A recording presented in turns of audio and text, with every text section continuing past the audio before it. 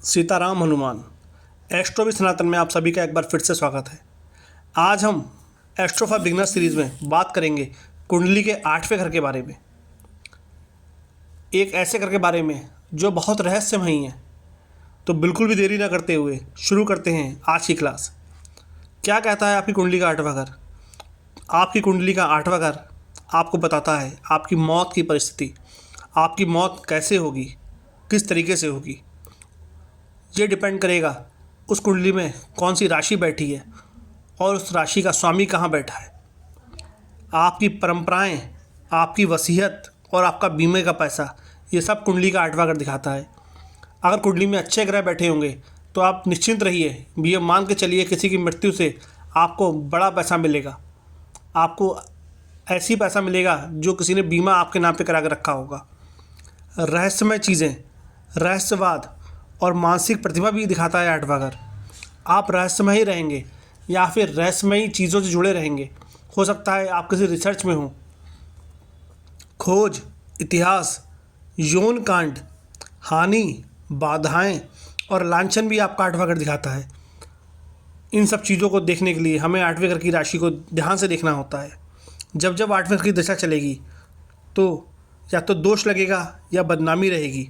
चोरी और बाढ़, आग, अकाल की संभावनाएं बढ़ जाती हैं 8वें घर को देखने में। डकैती, आत्महत्या, बड़ा हादसा, बड़ी दुर्घटना, ये सब चीज़ें हम 8वें घर से ही देखते हैं। संक्रमण, निराशा, हारना या हराना, अंडकोश की थैली, शरीर में कूले का पार्ट, चोटें, खतरा, गहरी खोज, मृत्यु तुल्य कष्ट। अगर मृत्यु नहीं रहेगी तो 8वें घर की दिशा में हो सकता है आपको मृत्यु तुल्य कष्ट मिले, जिससे आपके जीवन में बहुत सारी परेशानियां आ जाएं। प्राणायाम, ज्ञान, ये सब 8वां घर दिखाता है। मैं आपको एक रास्ता बताता हूँ। जब भी 8वें घर की दशा चले, आप प्राणायाम करने की आदत डालिए या फिर मेडिटेशन करने की आदत डालिए। बहुत फ़ायदा होगा, इनकी परेशानियों में कुछ कमी आएगी।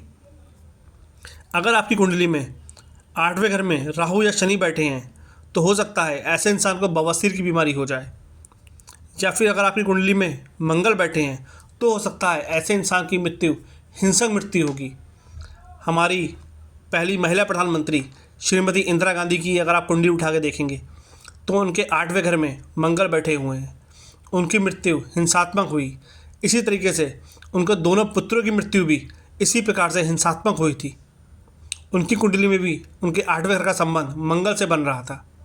ये थी आज 8वें घर की जानकारी। आगे के घर की बात अब हम बात करेंगे 9वें घर के बारे में। बने रहिएगा मेरे साथ। सीताराम हनुमान।